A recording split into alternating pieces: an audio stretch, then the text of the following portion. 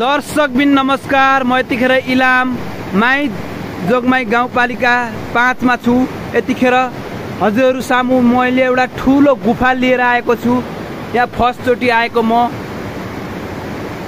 यो गुफाको लम्बाइ लगभग 8 देखि 10 मिटर लम्बाइ छ। यहाँका मानिसहरूको भनाइअनुसार यो कुनै सामान्य गुफा होइन, यो कुनै शक्ति यहाँ भगवान शिवको वासस्थान भएको भन्ने जनाउनुहुन्छ उहाँहरूले है। यो गुफा धेरै लामो छ। यहाँ मैले टर्च लाइट लिएर छिर्दैछु। त्यहाँबाट उता जान निकै कठिन छ। हेर्दा पनि कुनै चमत्कार, कुनै शक्ति जस्तो देखिन्छ, हामीले देख्न सक्छौं। पुरै यहाँ टल्किएको छ, यो ढुङ्गाहरू पुरा टल्किएको छ।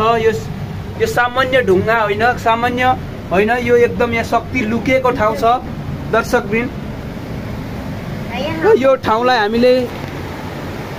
हामीले संरक्षण गरियो भने पक्कै पनि यो प्राकृतिक सुन्दरताले भरिएको ठाउँ छ। यहाँ हामीले यसपालि आएको प्राकृतिक प्रकोपबाट पनि यो ठाउँ बचिएको छ।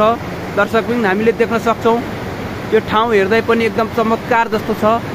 हजुरहरूलाई के लाग्छ, यो कुनै प्राकृतिक चमत्कार हो कि कुनै यो भगवान वासस्थान गरेको ठाउँ हो? कमेन्ट गरिदिनु होला, शेयर गरिदिनु होला। म हजुरहरूलाई फेरि अर्को भिडियो लिएर आउने नै छु। दर्शकबिन।